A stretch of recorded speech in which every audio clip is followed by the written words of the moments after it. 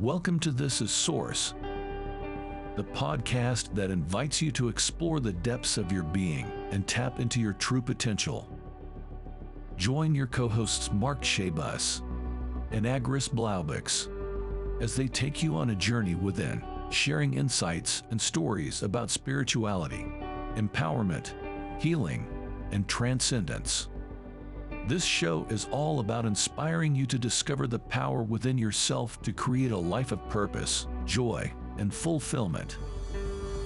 So sit back, relax, and let's dive deep into the essence of who you are.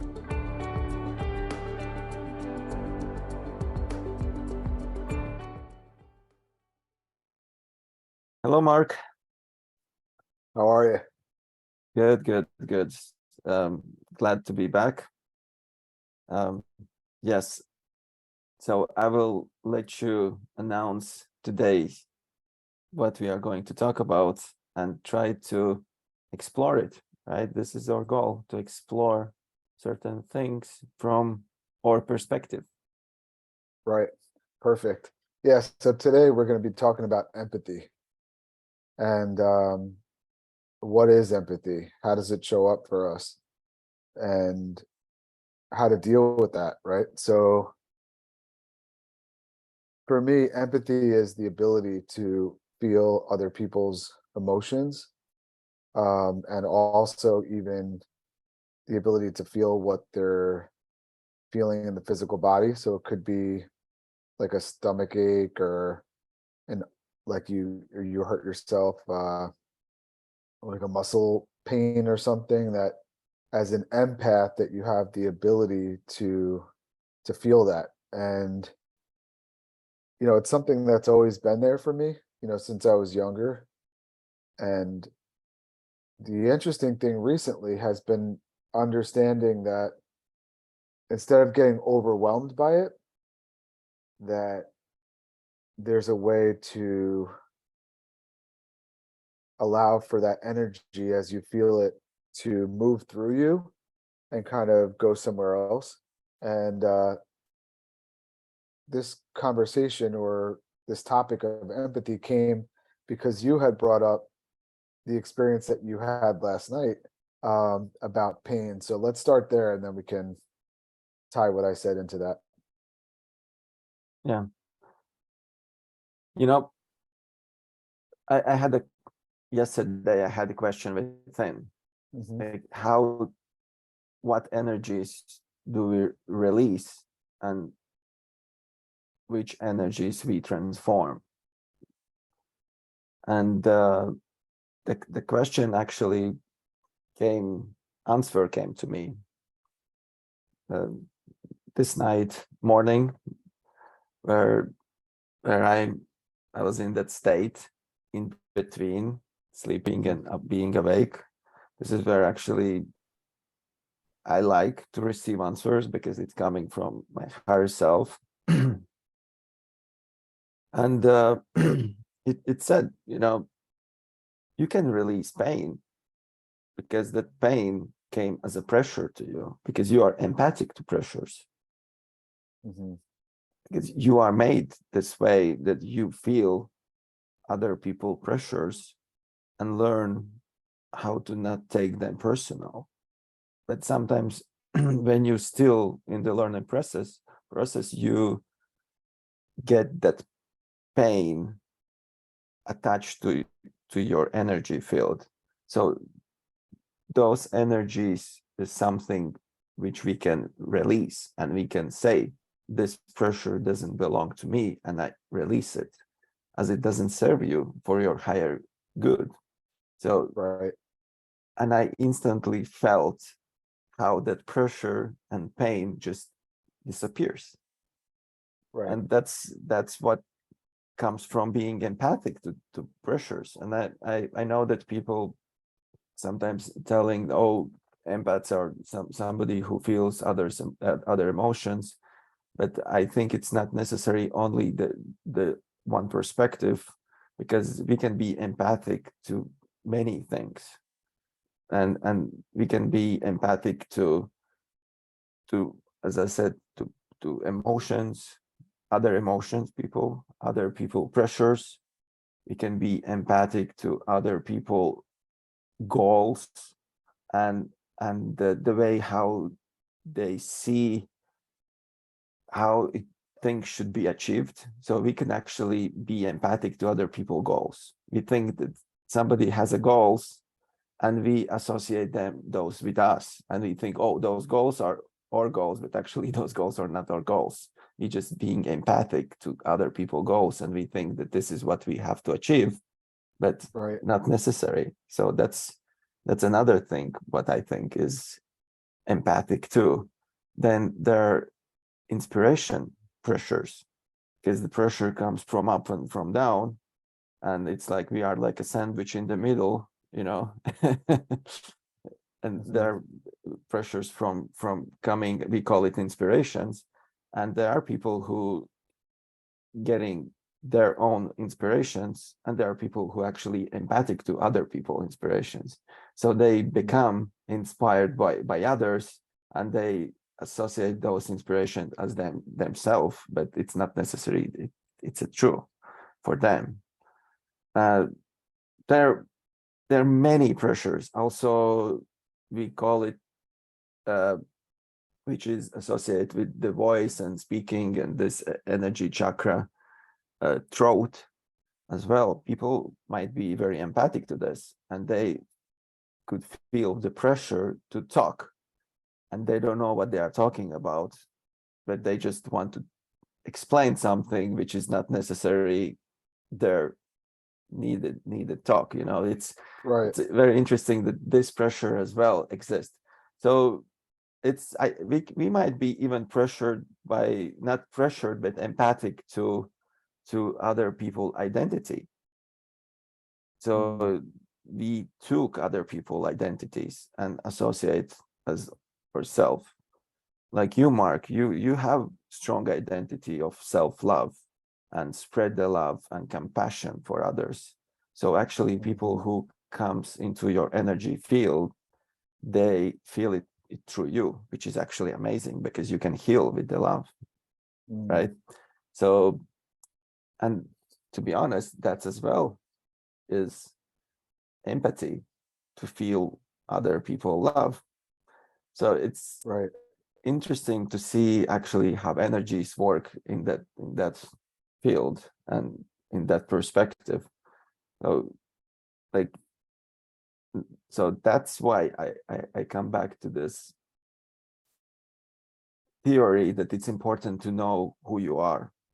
It's very important to know who you are, what energies is yours and which energy is not yours. So that's why it's very important to really to understand yourself, be yourself. So then you can be really good empath, feel the energies and feel the people. And if you meet the person and you sense that, oh, he is inspired by something, so you actually can sense it within you that, oh, he has this inspiration, so let's embrace him, like give him that, like, oh, your inspiration is amazing, keep going, and not associated with that inspiration. So this is how I see empathy, and it's so much broader than just emotions. Emotions is just one thing which we perceive, and because we are so focused on emotions, because emotions is our like driving force in a sense, right? We are driven by emotions, and we've been affected by emotions, but there are so many other things which we feel from others. Yeah. So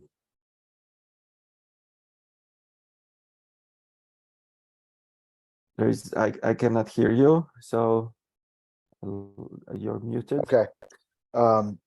It leads me to a thought, and that is, why would we, if we're so susceptible to picking up other people's dreams, pressures, ideas, inspirations, and then taking ownership over it like it's ours, what function does that serve us? And I think what I hear you saying, and I want to hear what you have to say, obviously, but I think what I hear you saying is that when you do it in a way where you're serving love, right?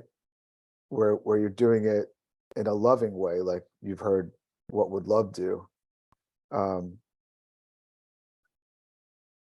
that's probably the highest good of this gift or this ability, right? As opposed to, because when you were talking, it reminded me of somebody that I know that has had like 6 different careers over the course of like 15 years. And I had a conversation about, now she's almost in her late 40s. And she was telling me how I feel like I've only ever picked careers that I saw somebody else doing. And then I thought I could do that. And then I just went right into it. And then she would get the training, she would get the certification, she would get hired. She was really good at anything she put her mind to. So she would be really good at it. And then she would work at it for a bunch of years and she'd be successful at it. And then somebody else would come into her, field or whatever, like she'd bump into somebody and then it would be the same thing. She would be like, oh, I could do that, what that person does. And then she'd be right back at school, getting another certification, starting all over again. And this is someone who does not self-identify as someone that's creative or intuitive or empathic. But based on what you just said, I'm thinking that's exactly what she is. And that's exactly what she was doing. She was just picking up on what was possible for that other person. Like she was picking up their vibrational imprint and sort of melding with that and then turning that into something like other people's potential, right? Like tapping into their potential and then sort of having that similar experience and being good at it, but then feeling like, that's not really what I wanted to do. But she actually said to me that she felt it was jealousy. Like she would see somebody come in and they were doing really good in their job and she would say, I could do that. So I'm wondering what your thoughts are based on that. Like, do you think that maybe it wasn't jealousy? Because jealousy, what jealousy is that person has something that you could have. That's what it is. It's just a reminder. That's all it is. Jealousy gets a bad rap, but it's basically when you see something, you have that emotion of jealousy. That's just energy that's moving through the body. And it's just from an intelligence standpoint or informational standpoint, it's just a block of information. And you're like, oh, I could have that same thing. And then you go after it. So I'm wondering with her, maybe it's just indicative of her just being very intuitive, creative, and empathic. And if that's true, then it brings me to the next point, which you also touched on, which is that it's really, really important to be in alignment with who you are and be like sure about who you are and what you want out of life, because then you'll be following other people's potential. You'll be expressing your own. What are your thoughts on that? It's a beautiful example.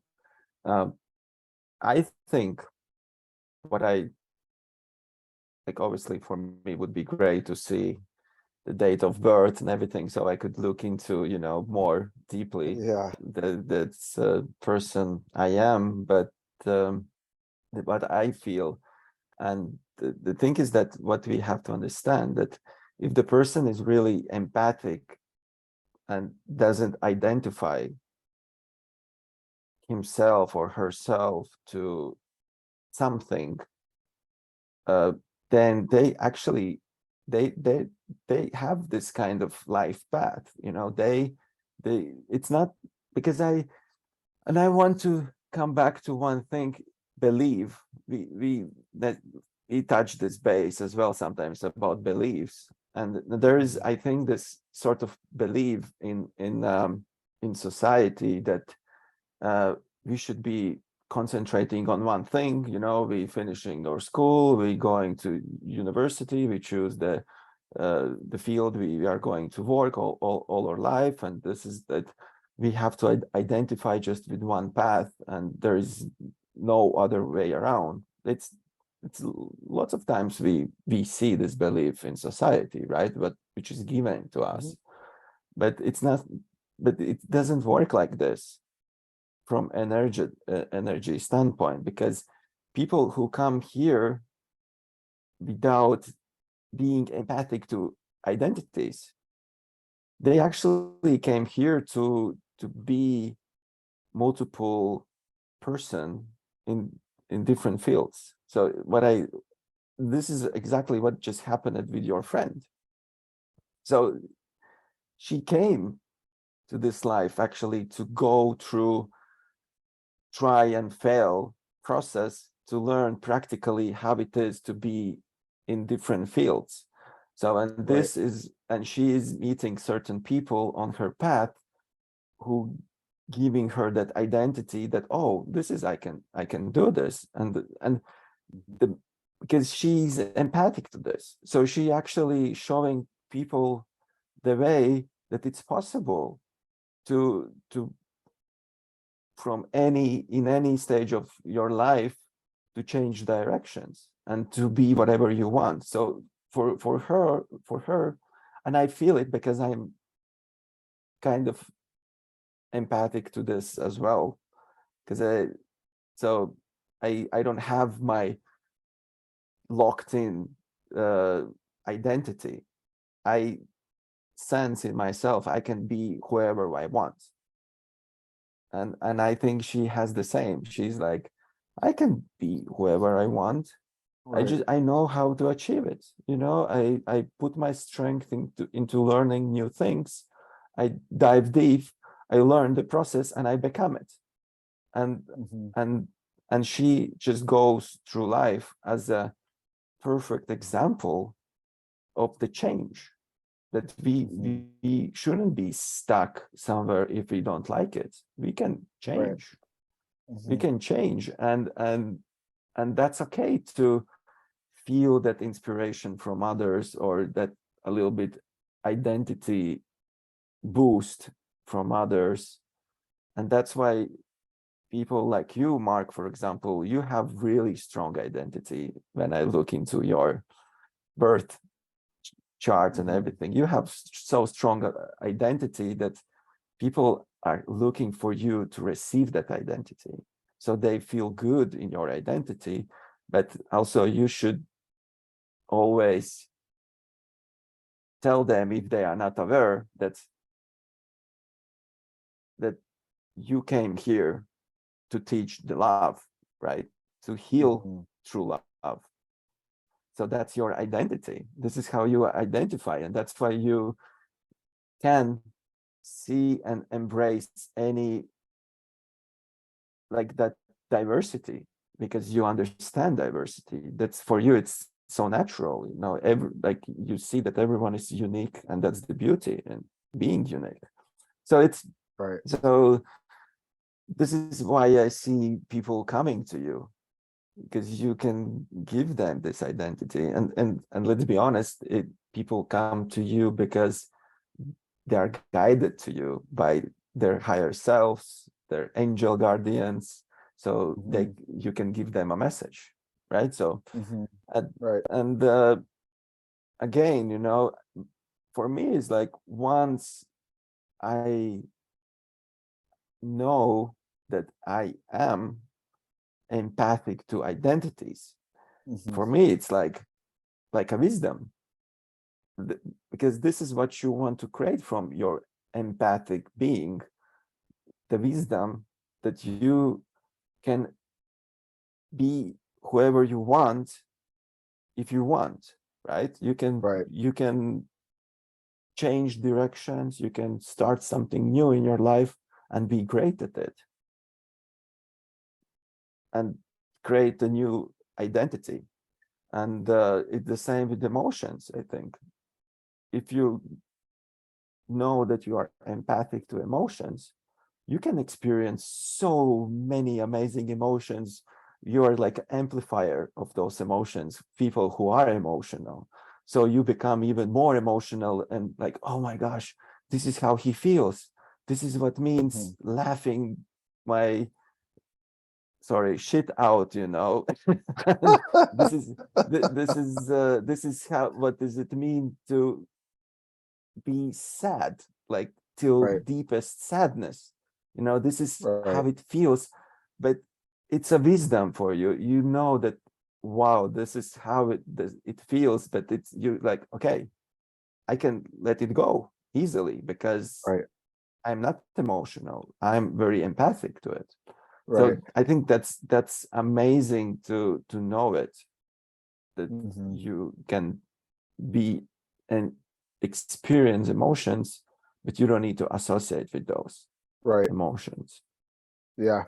I know exactly what you're talking about. And I think that it took me a while to really understand that. And it's so easy to take ownership over those if on an intellectual level you can theorize why you should feel that way. So let me give you an example. When 9/11 happened and my girlfriend was working, in the on the 101st floor, and the plane hit her building, and obviously that was a horrible trauma on every level, like, and everybody felt it. I think even people that didn't necessarily identify as empathic, everybody felt it, right? Energetically in one way or another. But I went through a really difficult time after that because um I felt all these really strong emotions, sadness, not really anger, fear, definitely fear. Um and then eventually I held on to those emotions long enough where they manifested physically in the body. So, well, I felt anger, sadness, anxiety. I had panic attacks. I had issues in my gastrointestinal issues. I had stomach problems. Um, and I went to a lot of different doctors to try to figure out what was wrong with me. And they would diagnose me with different things. And then they would put me on some medicines, and then I would feel better for a little while, but then I would be back at the doctors trying to figure it out. And what I learned from all that, it's obviously a long story that I'm going to try and keep as short as possible. And that's the reason why I wrote a book about it, because it is a long story. And there's so many pieces in that story that I feel like people could connect to on a lot of different levels. But in terms of keeping this conversation about empathy, what I realized was that the reason why I felt it so strongly was because it wasn't just my sadness of losing Lynn. It was the pain that her mother was going through, her father, her brother, her sister, her aunts, uncles, grandparents, cousins, friends. Um, it it was everywhere, all over the place. It was my neighbors.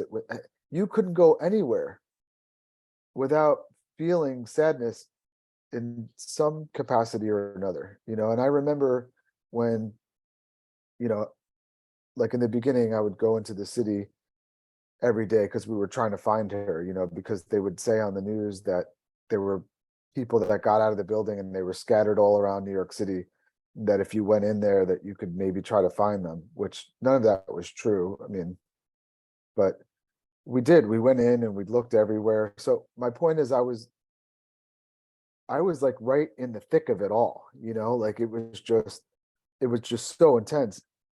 And I was feeling it to a degree that probably most people weren't. Like, it was incredibly overwhelming. I was, pressure in my head, pressure in my body, heart palpitations, stomach in knots, feeling like I was going to throw up, just days without eating.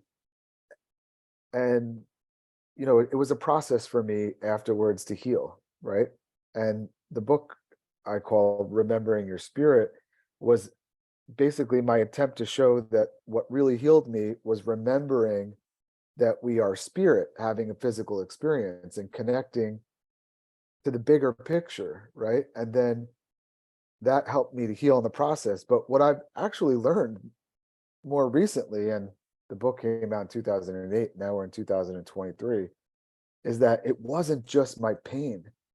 It was the pain of all those people connected to what happened that day. And I was taking ownership for all of it because I thought on a thought level that this must be what it's like to go through a tragedy, because I was convinced I had never been through a tragedy before. This must be what it's like. What I learned eventually was that I was holding on. Not only was I feeling everybody's stuff around me, right? All their emotions, I was holding it on, taking ownership and carrying that around every single day. And I convinced myself that that was okay because A, it must be that I'm feeling this way because of the tragedy that I endured, and B, because of my religious upbringing.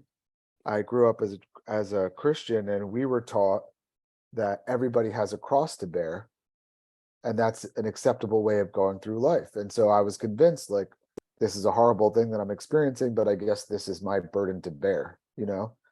And and it was, in the sense that I learned a lot from that pain, right? But the biggest lesson that I got from it was that I don't think I needed to take on everybody else's pain at the same time, and I didn't need to hold on to it. And it took me a long time to learn that that was even possible, and that it was okay to let emotions come in and go out just as they come in, and you can feel the emotions. You can go to a wake or a funeral. You might be picking up on everybody's sadness in the whole room, but you don't have to go home and spend 2 days in your bedroom meditating because you're just trying to, you know, it's as easy as letting it come in, saying, that's not mine, and then letting it go out.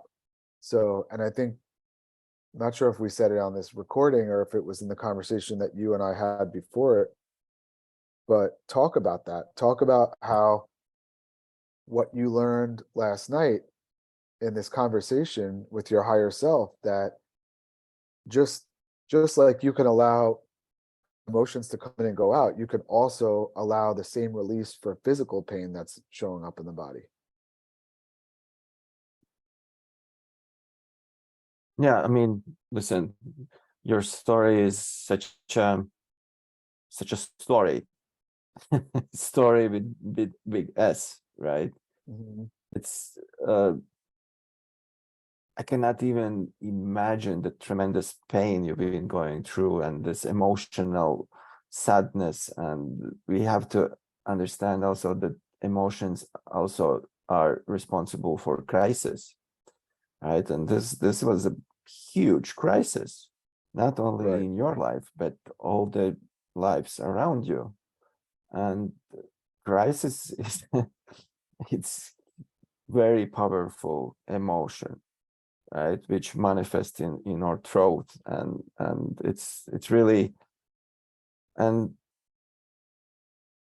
yeah, like, and really, if you start to associate with all that, it start to show up in your body as as issues, because that energy which you take on and the energy which stays within, and imagine that energy doesn't belong to you, right? Those emotions doesn't, like, you experience, of course, it's not like, oh my gosh, Mark, if there wouldn't be any person around, Mark wouldn't experience any emotion or something, right? I mean, I'm sure there is a different way how we feel within those sadnesses and everything. And again, it's not like we are the only one person on this earth, right? There, Right. then there wouldn't be any point. That's, we are created so we can actually interact all those empathies and everything with each other, and that's the fun of the game, that we meet all those people on our path, so we learn through those feelings and all the other those moments. And it's interesting that, yeah, we start to look for solutions from outside, and you've been looking for those solutions outside, going to many places and to understand what's going on. taking on new emotions. I bet new pressures, that you have to get your life together. And that's the pressure, right? That's the pressure for people who know how to handle pressure. But if you're empathic to pressure, you have to be in your own flow, which probably wasn't possible. And I like how you said that for people, if you go to funeral, for example, right? You are okay. I know I'm going there. There will be this grief, sadness. So I'm allowing myself to experience those emotions. And actually, it's beautiful to experience those emotions, but then I don't hold it within. I release them. So, Right. because that's the process of like we understand that there is a wind right outside, and it blows, and there is a reason for wind to blow. It's like emotions. It's Right. like trees standing there, and those emotions are important. So it it it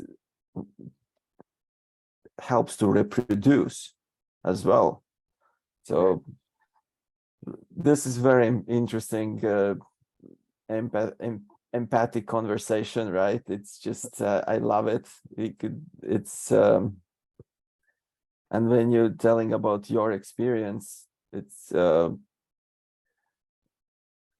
I feel it. I feel it. I have compassion for, it's obviously all of us at certain points we get into experiences which really transforms our lives and help us to open up. But I have a question to you, Mark. This whole experience, what was the gift out of it? What was the wisdom out of it for you? I think there was more than one, but I think the first thing that pops up is just, I was at a point where I was at my rock bottom. I was so overwhelmed. And now I realize that most of it was not even just my emotions from what happened, but it was taking on everybody else's as well. But I felt like I just couldn't take, I mean, I was always a social person, but when I went through this, grief and the guilt of trying to move on with my life and dealing with the anxiety and the panic, I started to develop social anxiety disorder, and I just kind of cut myself off from everybody. I literally just couldn't deal with people anymore. I feel like I just hit like the lowest of low. And then after a while, when I dove into spirituality, because when Lynn passed away, there were a lot of mystical experiences that I had gone through, and we can talk about them over the course of this podcast, but let me just start with telling you one story and you'll understand what I'm talking about. The night before she passed away, I was watching CNN, and they had Larry King Live was interviewing John Edward, the psychic medium. And John Edward was saying, he was telling a story about this woman, and her husband passed away, and she hadn't yet told the kids that he had passed, and she's walking through a park, and a feather comes down and it lands right in front of them, and she took it as a sign that that must have been her husband. She decides to tell her children that the father had passed away. Like, she takes it as a sign. It must be a sign from him that she needs to share this information. So I just, hearing this story, I had never lost anybody except for both my grandfathers, but I wasn't particularly close with either of them. But I was laying in bed thinking, who do I know that I can make a pact with like that? Like, I need to find someone that's like close to dying and see if they're willing to come back and communicate with me in some way so that I'll know that there is really life after death or something like that. And so fast forward to I fall asleep and then I wake up the next morning, and I was living in my parents' house at the time. I was living in the basement, and my mom comes down the stairs and she's screaming, "Lynn's building, Lynn's building."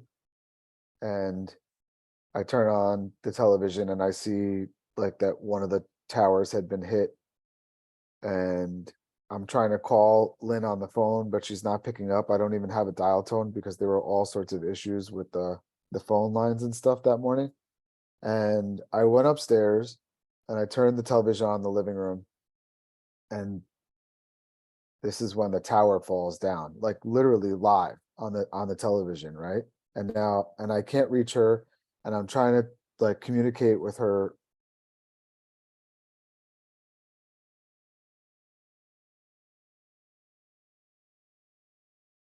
I lost your, I cannot hear you. What happened? Can you imagine? No. Um, Oh, I can hear you. now I can hear you. Oh yeah, the internet, it said the internet connection was unstable for a second. Um, so what was the last part that you heard? I'll continue from there. That building was crashing down Yeah, and you so the couldn't building's, reach and by yeah, I phone. couldn't reach her family, and then so now I'm starting to get panicky. Like maybe there's something like this could be bad, because before that I was feeling optimistic, like, oh, she'd probably get out, she got out, or she didn't show up to work. I wasn't feeling worried before that, but when the building came crashing down, I was like, this might be bad. And I had this overwhelming feeling behind me, like someone was standing behind me. And I looked over and there were like two glass sliding doors to the backyard. And up against the glass door was a feather. I was just like dancing back and forth. And I went over to the sliding glass door and I opened the door, and the feather fell to the ground. And I knew like right away that was from her, that's she was trying to tell me she's gone, but not gone. um Gone in the physical but not in the spiritual. But I didn't want to believe it, so I put that feather in a glass jar, and then I kept going through the motions as if I was going to find her physical body again, like I was going to somehow reunite with her. But that was the first of many, many, many after death communications that I had with her. So my point is that I had, even though I had all these emotions and all of these physical manifestations of these emotions, I still had this belief that she must still be alive in some capacity, like maybe not in the physical body, but there must be a place that we all go to after this, and that place where we go must be a good place, because I was I was feeling a sense of like everything is okay. Um, but I still, on the physical level, was still trying to find her, and I was still dealing with all those emotions and dealing with the physical stuff. And I know your question was, what's the thing that I learned from the pain? And that was that it was it was the pain that made me go seeking, because when you have pain, you can't ignore it. The more it's there, the louder it gets, the more intense it gets, the more you have to tend to it, right? And I tried to go the physical allopathic route, going to doctors and trying to figure out all that stuff. And I couldn't find the answers. So then I said, well, maybe there's another way, and maybe the fact that she passed away, left her physical body, is now somewhere else where she's still able to communicate with me. Maybe there's a much bigger picture here. Maybe we have access to information that I wasn't previously aware of.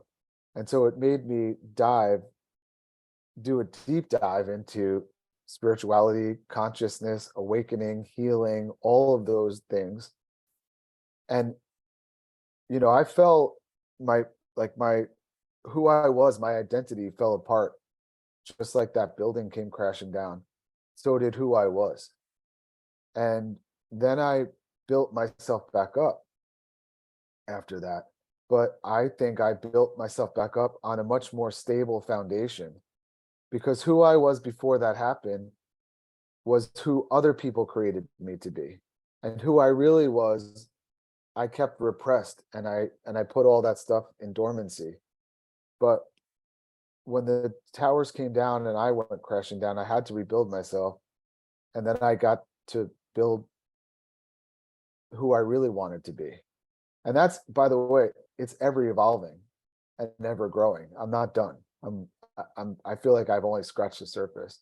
So that was a long-winded way of saying that the thing that I learned the most from that horrific tragedy was that, as bad as things could get, every crisis is an opportunity for some type of rebirth. And that can be a version of you that could be 100 times better than the version of you that comes crashing down. Because look where I am now. You know, it's just, it's a way different place. It's a different awareness. It's a different level of consciousness. And I'm a better person. You talk about like being empathic. You talk about wanting to operate from the level of love. The old me operating in the old paradigm without the connection to any of this information, I wasn't always the nicest guy in the room. I didn't have other people's, because I was operating from a place of fear, because I grew up with plenty of trauma in my life before even 9/11. And so what I'm trying to say is that the newest version of myself that has been born out of the rubble of all of this is the truer version of me, the newer, truer version of me. And so that's the gift. It's amazing gift. Like, it sometimes feels like if you go through higher intensity of those experiences, tragedies or whatever it is in our lives, it gives us possibility to work on bigger gifts, as I said, right? Larger Right. gifts, wisdoms, if you can come out of this. And I really strongly think that everyone can overcome those moments and experiences in their lives. Mhm. I think people might ask us, okay, you guys talk about empathy is how we feel it, but give me some recipes, maybe how to recognize those, what I am empathic to, and what I perceive from others. So how can I recognize that within, and how can I release those emotions or pressures? So I think this could be something we could try to talk about and give some advices. I wouldn't say advices. I think we both of us, and if it's okay to talk about for both of us, you know, I think we are going through this learning process as well, like most probably everyone, and we just we are in this higher awareness consciousness state right now, so we can actually recognize those, and there are tools which where we can look into everyone's being to see, oh, and you are empathic to this, or you are empathic to that, or, you know, like there is an interesting fact that I know you are the coach, right? And coaching is all about to set the goals, if I'm correct. Mhm. So, but did you know that there is only 30% who can follow through goals? on earth from people. Mhm.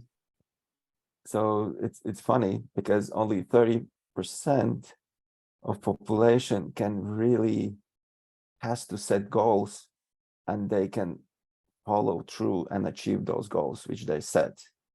Because Mhm. I know, for example, you are one of those 30% population. Mhm. So you are good at setting goals, because most of people, they don't sense uh, what goals they should put. It's like most of people, 70% people, they don't feel the limits. They put goals too high or too low. Mhm. That's why they are not good at setting the goals. So they, most of the times, they cannot follow through the goals. That's interesting part, right? Uh-huh. So and this is what really I struggle most of my life, because I am in between those 70%, you know. Mhm. So, and I was teached as a kid, as a boy growing up, you have to be determined, you set your goals, you go for them, uh, Mhm. you have to achieve your goals, you have to follow through, you know, this is Mhm. the real man thing which you have to do. Right. and it wasn't even setting the goals, but even a pressure to me, you know, Right. which I don't tolerate pressure as well. Right. And it turned out that I was conditioned into something which I am not.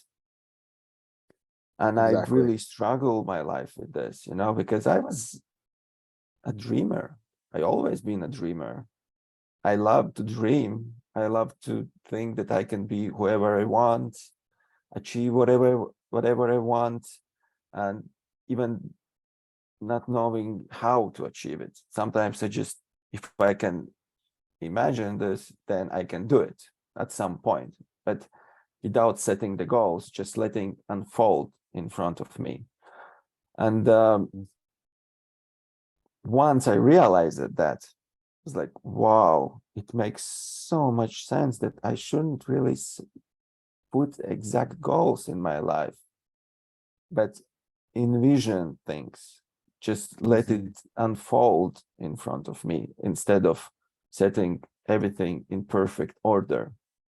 And that's, I think many could relate to this too, and probably you as a coach, you can relate to this as well, that you people actually not good of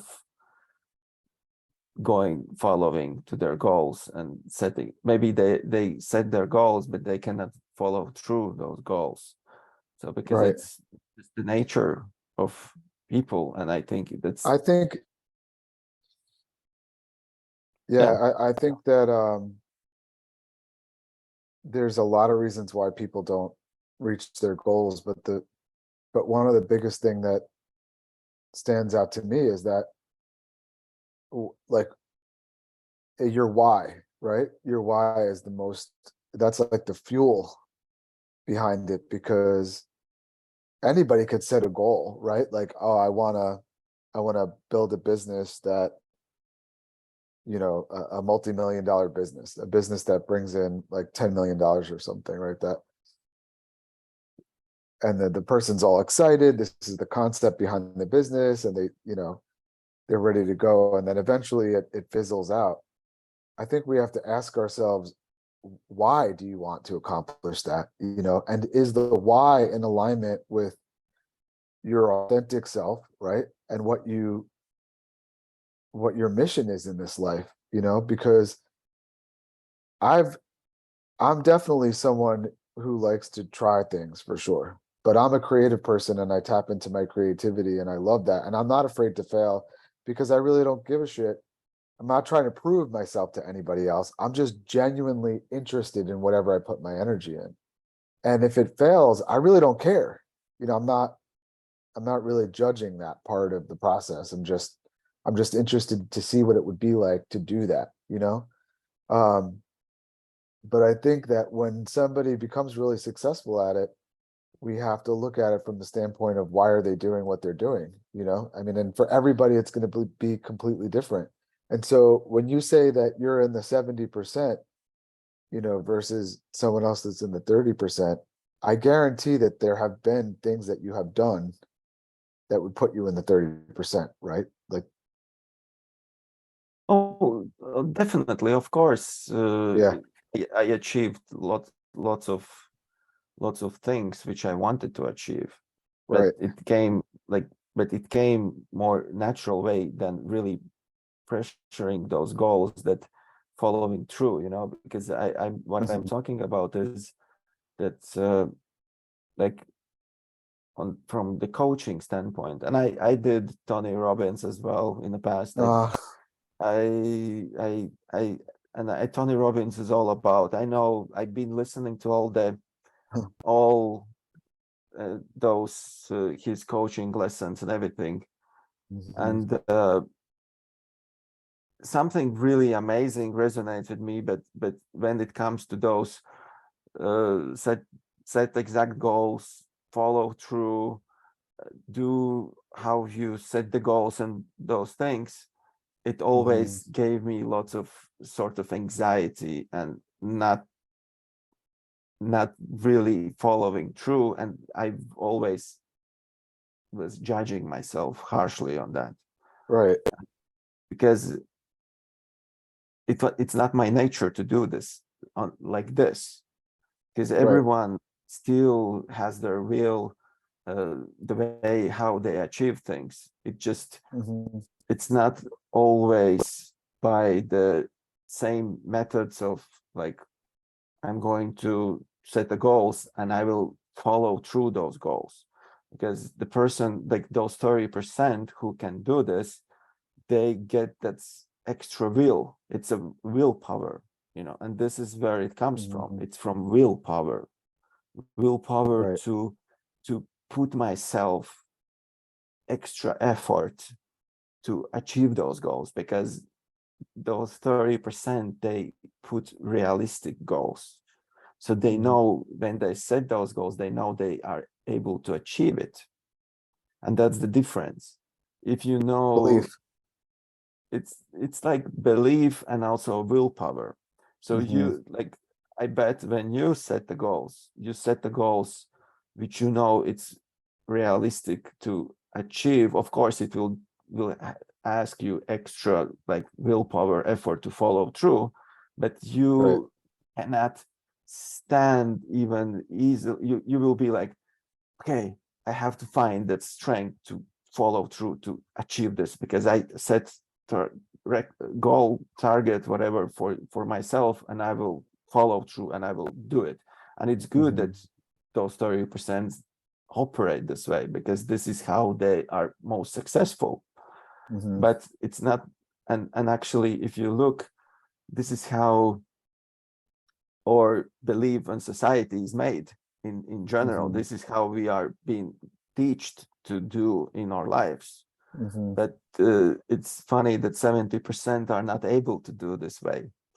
And that's mhm. why you let them be in their natural flow and not pick up on, not be harsh to themselves, to really to follow through, and because they still achieve, and probably they achieve even more then somebody would set a goal, but it comes differently. So Right. it's very that, again, you know, maybe I went away from being empathic, but I think it resonates with being empathic as well, because sometimes you really pick up other people's goals and Mhm. trying to achieve what is not yours. So you're very Right. empathic to other people's goals. Like I know I think that my wife is within those 30%, and I'm sure that I took so many her goals which I want to achieve, but then it's like, oh, it's not even my goal. I was just very uh, empathic to those goals, you know. I get that.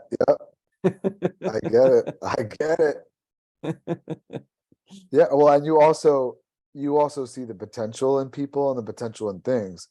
And so even when somebody brings a project around in front of you, it's like you could take it, you can scale that project before they've even, like gotten to that point in your mind. And then you get activated. Now all of a sudden you're excited and you take ownership over it, like you want to be a part of it, but what you want to be a part of is that excitement. And ultimately that's what we all want. Everything that we do in this life, everything we do because we think in the doing of it, we're going to be happy. I want to build a business and make a lot of money because it's going to make me happy. I want to get married and have a couple kids because it's going to make me happy. Everything we do. And so back to what you were saying, I think that, yeah, I think a lot of people can relate to that, like just seeing the potential in things, and then somebody brings something, anything in front of you, and you're like, that's awesome. Like you're picking up on the potential within that. And if you're a doer, then you might just run with that, and then probably until you get to a point where you realize, something else makes me more excited, or like something shiny over here now is giving me that same feeling, so I'm going to leave that over there and I'm going to go after that thing. um but I think, This is interesting you mentioned this, because you can recognize it was your goal or not when the goal is achieved and you feel within that sensation. You're like, oh, why I'm not so excited about achievement? Oh, it didn't right, resonate really. Oh, it must be not my goal. right, I just pick it up other people goal, achieve it, and I yeah, don't feel any kind of excitement that I achieved that, because it's, oh, right, wasn't my goal. I was like, oh, okay, they tricked yeah, me in. right, I was just empathic to this right, goal, so it's right. it's funny. It happens this way too. Sorry that I took a little bit. No, I mean, I think that's a really good point. I mean, you're absolutely right with that. And then I'm thinking too, like when you have parents that um encourage their kids, to follow their dreams. Like in other words, like not the kids' dreams, but the parents want the kids to follow the dreams of the parents that they never had the courage to follow. And but the kids are just like in a playful kind of way, like, yeah, I'll try that. Maybe I'd be good at that, and blah blah blah. And they go through the process of it, and they might even be good at it until one day they wake up and go, this is not what I signed up for. I don't want to do this for the rest of my life. And then now they don't want to let go of that, but maybe it's because they don't want to disappoint their parents, like they don't want to disappoint somebody else, because at the end of the day, if you're not doing something that like has like this flow coming through you, right? Like if you're not tapping into that universal energy and it's not flowing through you, you're going to run out of steam. Somebody said to me right before we started this podcast that she felt like a gazelle, or did she say a cougar chasing a gazelle? And she said, like when they run as fast as they can, like 90 miles an hour or whatever it is, and then they run out of steam, and then they have to take a rest, right, for a little while and kind of let the body regenerate and stuff. She's like, that's how I feel about every project that I involve myself in. And the first thought that came to my mind was, yes, that's exactly what you could expect to happen when you're giving all of your energy into something. But imagine if you opened up to the universal energy and allowed that to come through you, and just you were just a vessel that just channeled this universal energy through you. When you were done with a task or you're done with a project, you're not tired because you didn't use your energy. Your energy was intact. You just used the universal flow of energy that's out there available to everybody. And you just turned yourself into a tool or a vessel where that could flow through you. And then when that project is complete, you're like, all right, what's the next project? Because I could just get more universal energy. Yeah, And it's so I it's think so that's the difference too. it's a so good point.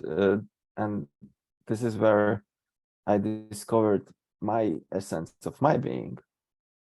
that I am here actually to support, to encourage, to see perspectives how people actually can achieve their goals. I'm just like a tool. I'm like someone who holds the energy, and I don't associate with those goals, but I associate that I love to give that energy for them to achieve those goals, or different Right. solutions, or that's my purpose. I'm not here to achieve goals, but I'm here to support for people to achieve goals. And Right. and, and this is amazing kind of wisdom out of it. Mhm. To know that, like, pressure which I feel within, and I'm empathic to pressure, is to understand that this pressure actually, to let the people know that, oh, you have the strength to follow through. That pressure is given to you to achieve whatever you have to achieve, Right. and not do run and help them, but encourage Correct. them. Like, I feel your pressure, amazing. So actually, universe is sending energy to you to achieve those things. So, and Exactly. if the person has that pressure within, which is amazing energy boost, whatever situation in their life appears, they actually are made, designed to receive that pressure within and complete the tasks. This is actually what pressure is meant to be. It just, Right. people with that pressure within, they are tend to delegate, like, oh, I have the pressure to complete certain tasks, so I have to see who can help me. No, not necessary. That pressure is sent only for you as an individual to complete the task, whatever it could be, however it could look difficult to complete. You have all the ability to follow through and complete.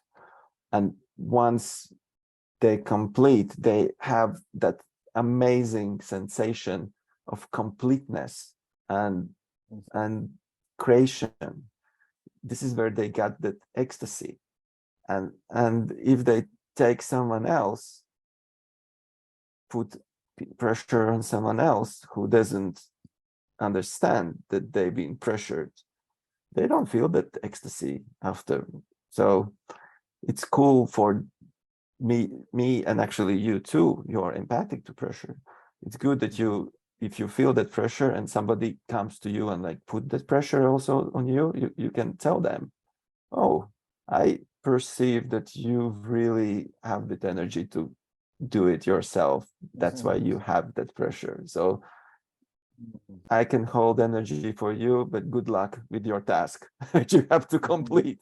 I know Right. it sounds bad, but that's the solution. That's really Right. solution, how we should inform that that's pressure doesn't belong to me. I'm not pressured Right. to do this. And the same with emotions. If people come and put on you or anyone else their emotions, you can recognize, oh no, that's, I can feel it, but that's emotion is given to you to use it in the best form to learn in the process you are involved in.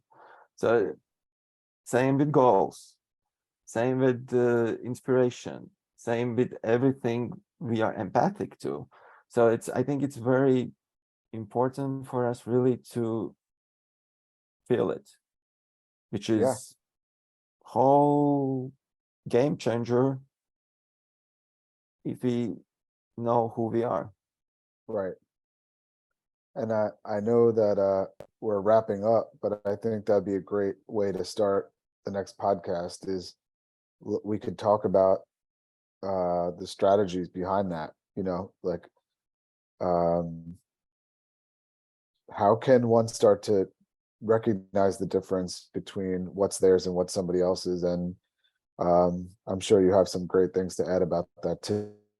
This was a great conversation. Um, I learned a lot as always, so thank you. And I look forward to the next one.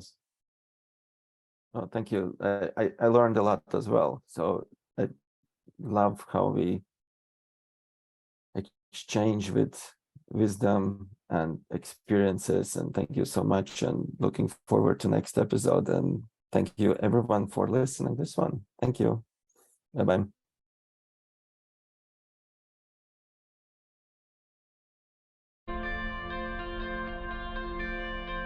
Thank you for tuning into This Is Source.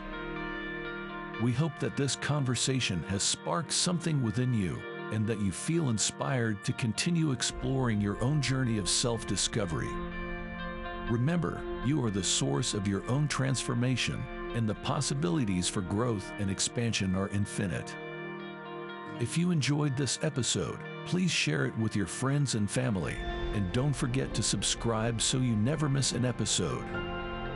Until next time, keep shining your light and living your truth.